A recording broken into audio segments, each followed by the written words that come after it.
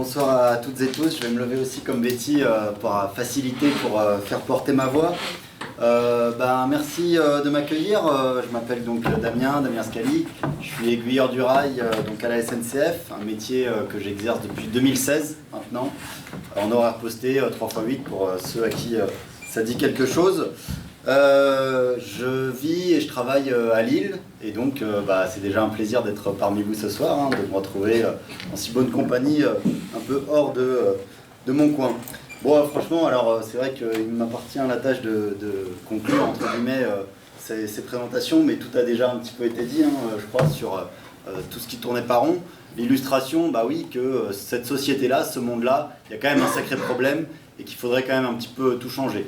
Et ce qu'on tient aussi à dire dans ces élections, c'est que c'est pas juste un monde qui tourne par rond, mais c'est en fait deux mondes qui s'opposent un petit peu.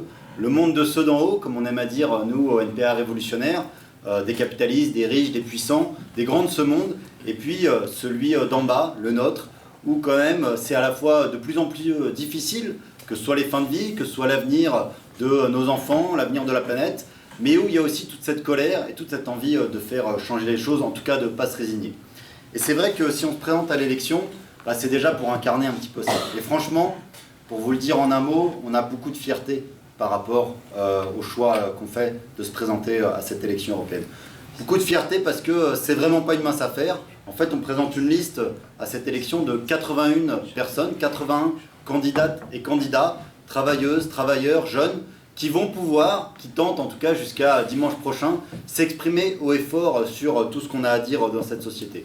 Et c'est vrai que il y a beaucoup de choses à dire. Il y a beaucoup de choses à dire, il n'y a qu'à voir ce qui s'est passé aujourd'hui. Je ne sais pas si vous avez eu le temps d'allumer votre télé ou de suivre un petit peu l'actualité, mais on a une personne qui vient d'être reçue en grande pompe par le gouvernement Attal-Macron, pas plus tard que ce matin. Et cette personne, c'est ni plus ni moins que Joe Biden, que les manifestants aux États-Unis appellent Génocide Joe, dans les slogans qui scandent en solidarité avec le peuple palestinien. Joe Biden qui est arrivé sur le sol français, ils ont bloqué la moitié du périph' parisien, les 3/4 des autoroutes, je sais pas quoi, enfin tout un dispositif de sécurité, sans doute pour apporter, la bonne nouvelle de ce que vient de décider le Congrès américain. Pareil, je sais pas si vous avez vu, mais le Congrès américain a décidé qu'il menaçait de poursuites judiciaires les personnes de la Cour pénale internationale qui elles-mêmes veulent poursuivre en justice Netanyahou lui-même.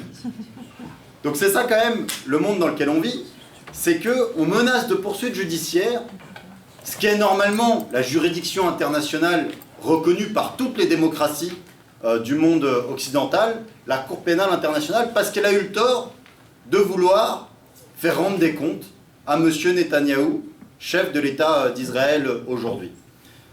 Bon, je ne sais pas ce que vous en pensez, mais c'est vrai que ça doit nous faire comprendre un petit peu l'état du monde dans lequel on vit.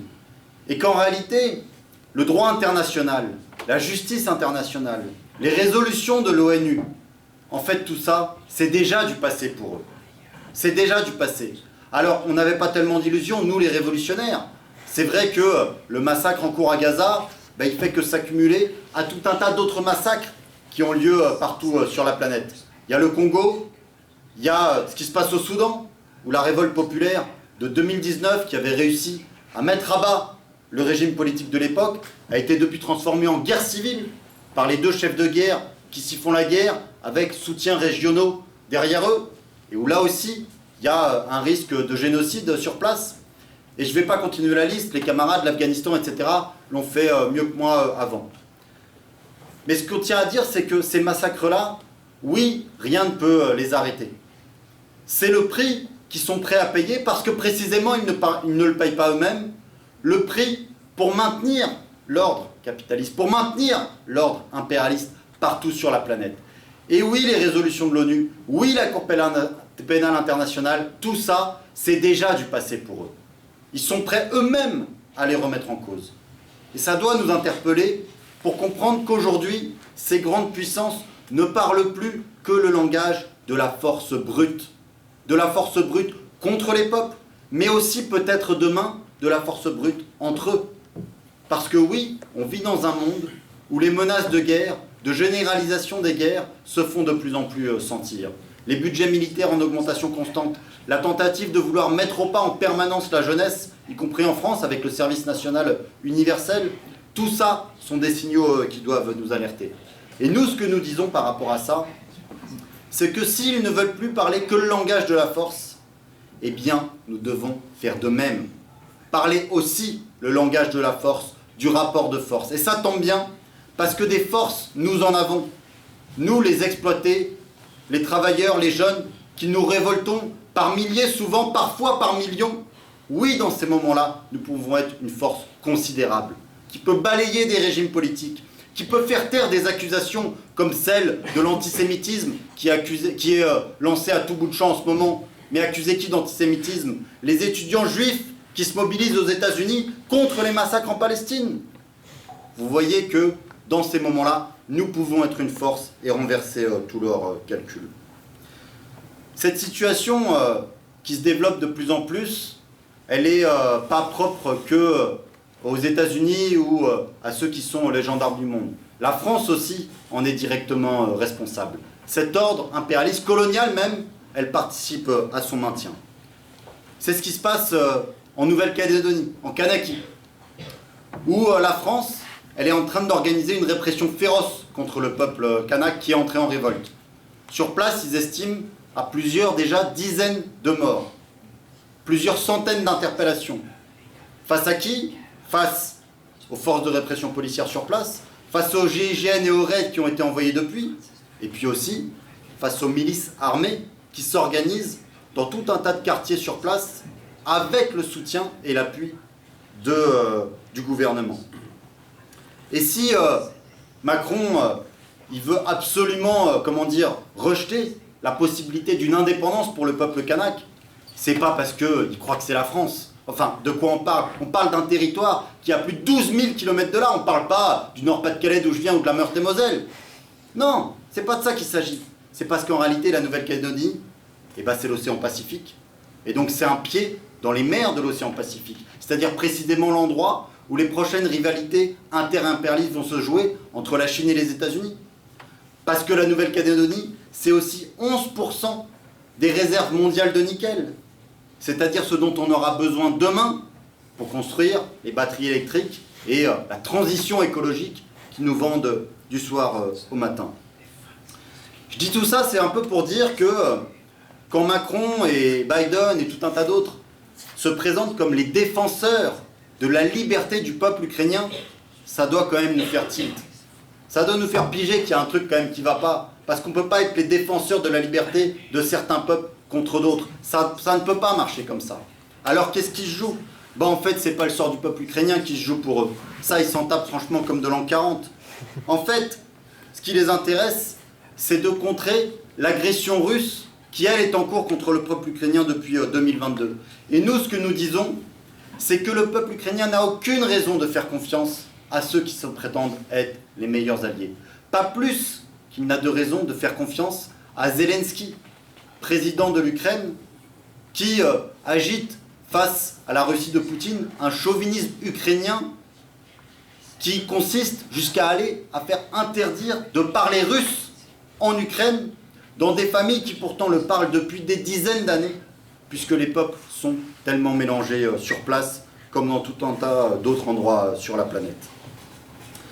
Alors tout ça, c'est un peu la situation internationale qui marque forcément cette campagne à l'élection européenne. Et c'est vrai que, alors je ne sais pas si ça parlera aux plus jeunes d'entre vous dans la salle, mais c'est vrai que moi, quand j'ai commencé à voter, en étant un petit peu plus jeune, et qu'on m'appelait à voter aux élections européennes, on nous appelait à voter pour l'Union européenne comme un gage de paix, en réalité. On nous disait la construction européenne, c'est ce qui a permis la paix en Europe depuis plus de 50 ans maintenant. Et donc ceux qui disent qu'ils sont européistes, pro-Union européenne, eh bien c'était voter pour la paix. Mais là, c'est quasiment l'inverse qui est en train de se passer.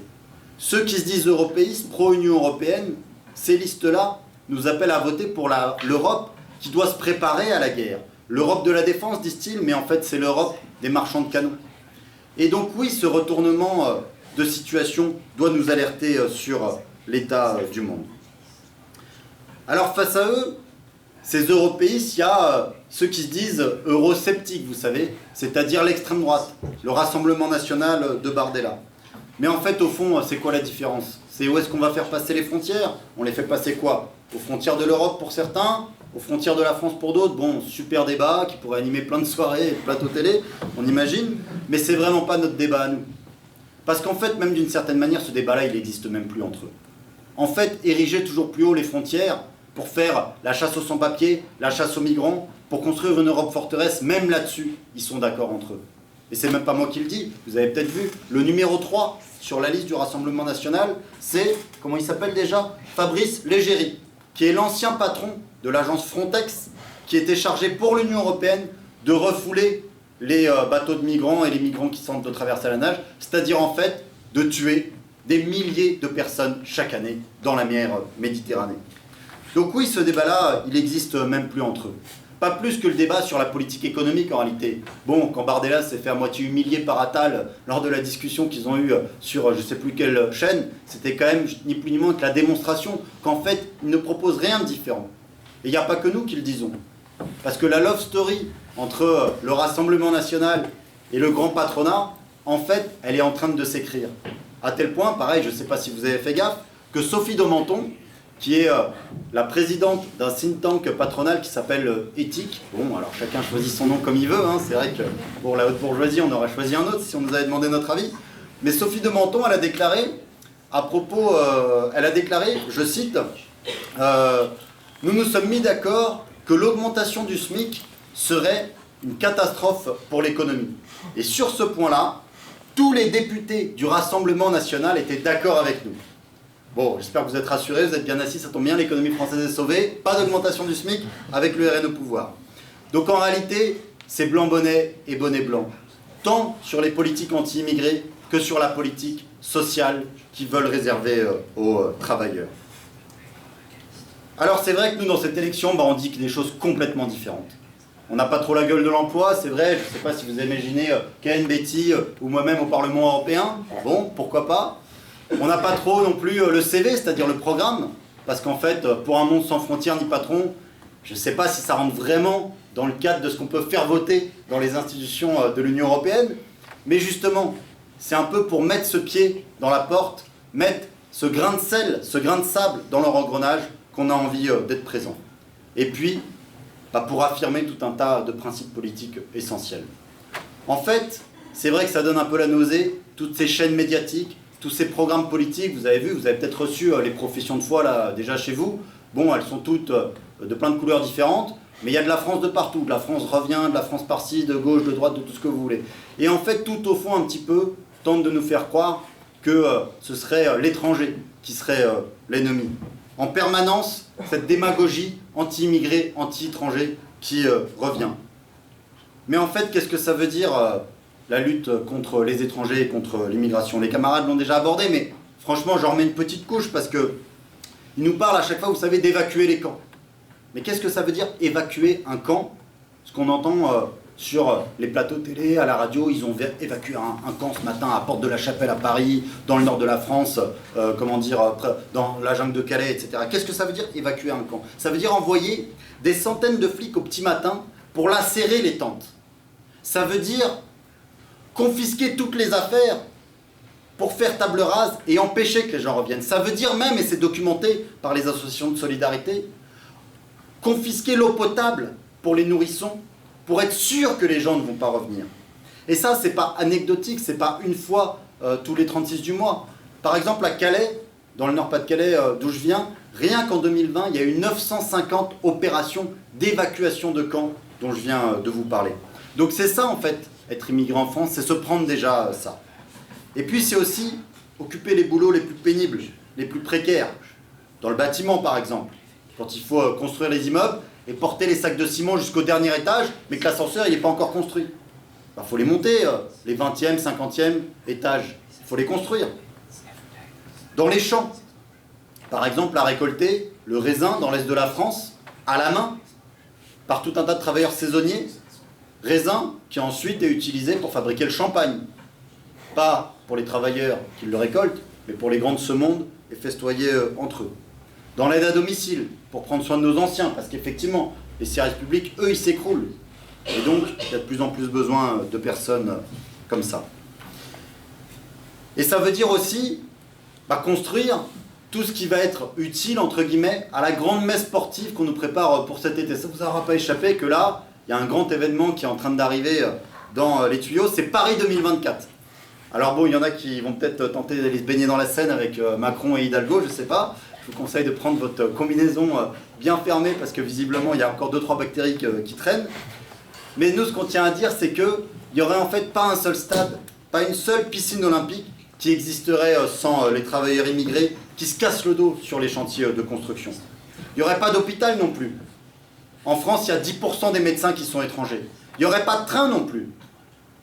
Moi, où je travaille à la SNCF, pour faire la maintenance des trains et leur permettre de circuler en toute sécurité sur le réseau ferroviaire, on travaille dans les technicentres avec des collègues qui viennent jusque d'Afghanistan, justement, au coude à coude, sur les mêmes chaînes d'assemblage et de montage. Alors c'est pour ça qu'on tient quand même à affirmer que les parasites dans cette société, ceux qui volent les richesses, qui volent le travail, que sais-je encore, c'est pas les immigrés, c'est les Zemmour, c'est les Le Pen, c'est le grand patronat qui nous exploite toujours un peu plus. Et donc on est fiers d'affirmer qu'on est pour la régularisation de tous les sans-papiers, pour l'ouverture de toutes les frontières. Et ça, c'est un message fondamental. On est pour un monde sans frontières aussi. Ken l'a un peu dit, mais je vais en mettre une couche parce que, comment dire, la chasse aux migrants, c'est vrai que c'est le discours un peu de la droite et de l'extrême droite, qu'on n'entend pas forcément à gauche, et tant mieux. Mais il y a un autre discours sur le plan du nationalisme et des frontières qu'on entend beaucoup, alors qu'il prend, on utilise des mots un petit peu différents pour que ça passe un petit peu mieux, c'est produisons français, souveraineté économique. Retrouvons notre souveraineté de production. Et donc on va essayer de relocaliser tout un tas de moyens de production, tout un tas d'usines, pour, soi-disant, éviter la saignée face au chômage. C'est Léon Desfontaines, candidat du Parti communiste français, qui nous explique que le problème, ce serait les pays qui nous feraient une concurrence étrangère parce qu'ils auraient un SMIC inférieur au nôtre. C'est François Ruffin de la France Insoumise, qui était en visite près des salariés de Prysmian, à Calais, pas très loin de chez moi, qui certes les soutenait dans leur combat contre la fermeture de leur usine, mais qui n'a rien trouvé de mieux à dire que de leur expliquer, et je cite, que le problème, c'était pas que le patron il veuille faire plus de profit, ça c'est normal, quand t'es patron, t'es obligé de faire ça. Non, le problème, c'était la concurrence étrangère venue de Roumanie. Donc oui, cette idée qu'il faudrait toujours plus de frontières et que ça protégerait nos emplois, c'est ça le discours qu'on entend à gauche. Mais en fait, au-delà même de l'aspect idéologique des choses, c'est un bluff complet. Parce que des déplacements d'usines, des délocalisations, des relocalisations, il y en a en permanence. Ken l'a évoqué avec les déplacements de l'usine de PSA Aulnay à Poissy. Je rajoute un autre exemple. On avait été soutenir il y a quelques années avec les camarades du Nord le combat des ouvriers de Renault-Maubeuge qui luttaient aussi à l'époque contre la fermeture de leur usine. Et là, le patron, il ne voulait pas délocaliser en République tchèque, en Roumanie ou que sais-je encore, il voulait délocaliser à Douai, c'est-à-dire en fait à 30 km de là. Donc en fait, ces déplacements d'usines, de zone géographique à une autre, il n'y a pas besoin de passer les frontières pour que ça les arrange. En fait, ils vont de zone franche en zone franche, de là où ils peuvent toper des exonérations d'impôts par un conseil municipal, un conseil régional, et puis quand ça ne va plus, ils se déplacent. En fait, ce n'est pas l'implantation géographique des usines qui détermine nos conditions de travail, nos emplois. C'est le rapport de force qu'on est capable d'instaurer face aux décideurs, aux donneurs d'ordre. Et puis pour un monde sans frontières, et je le dis aussi rapidement, mais on reviendra dessus dans la discussion, parce que comment régler la crise écologique autrement qu'à l'échelle du monde? Qu'est-ce que ça veut dire? On va, en France ou dans un autre pays, penser que le CO2, là, il va commencer à s'arrêter, on va faire des contrôles de CO2 aux frontières, ils ne vont pas rentrer. Bon, il n'y a que à cette échelle-là qu'en réalité, tous les problèmes de l'humanité, on pourra les résoudre. Alors un monde sans frontières, pour nous, ça va avec un monde sans patron. Déjà parce que ça nous ferait un peu de bien de ne pas toujours les avoir sur le dos du soir au matin, quand même.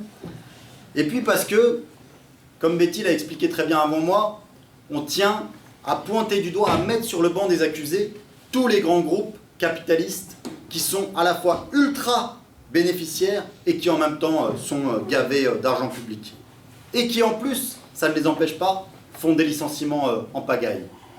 Je vous cite IBM, Disney, Monoprix, Casino, Sanofi, Valdune, ExxonMobil, Duralex, Ascométal, Orange, Air Liquide, MA France, Thales.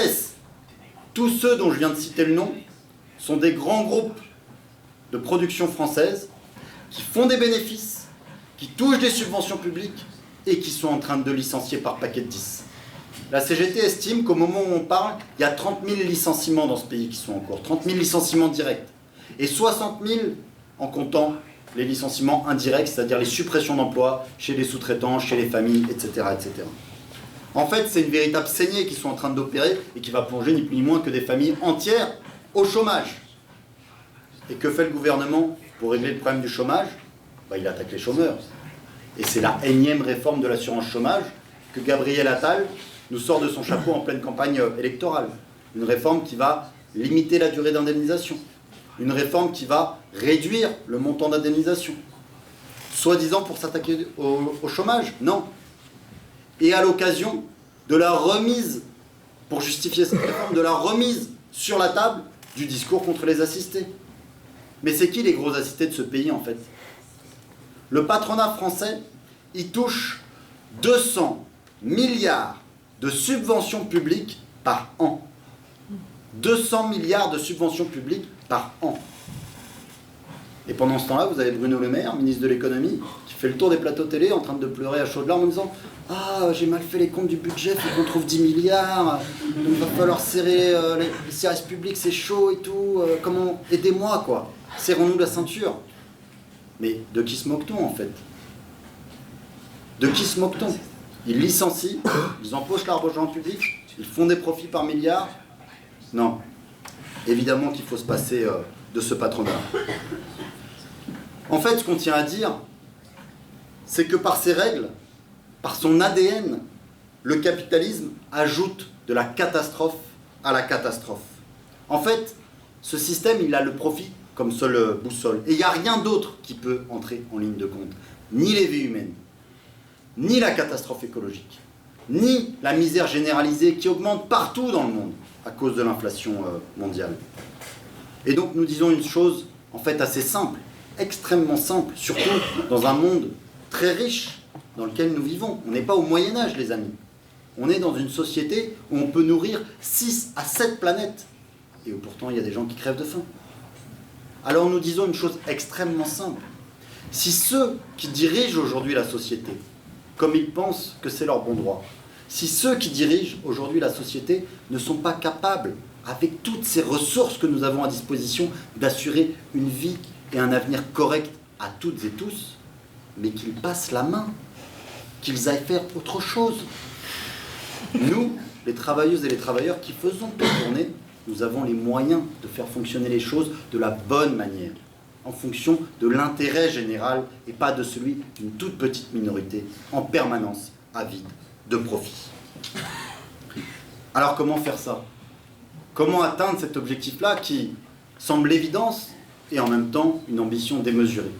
Eh bien nous pensons qu'il faudrait commencer par exproprier tous ces grands groupes capitalistes qui font des milliards sur notre dos, les exproprier pour leur prendre leur propriété de ces moyens de production et la rendre à la société tout entière, pour en faire une propriété collective sous le contrôle des travailleurs.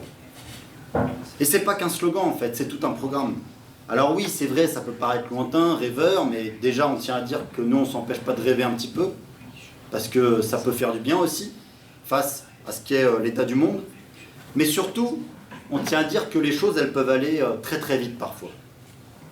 Elles peuvent aller très très vite parce que nous, on n'attend pas un changement de ce type-là, de cette profondeur-là, d'institutions complètement pantouflardes, comme le Parlement européen, l'Assemblée nationale ou je sais pas quoi, ou quand ils sont pas sur les bancs de l'Assemblée, bon, ils font autre chose. Bon, c'est pas de ça qu'on attend le changement. Ça roupille en permanence là-dedans.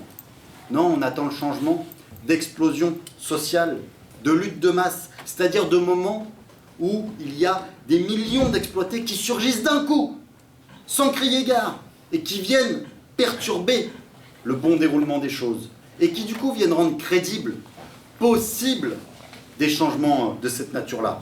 Dans ces moments-là, en fait, on devient une force collective, une force de coercition contre le pouvoir capitaliste, une force capable d'imposer d'autres choix à toute la société.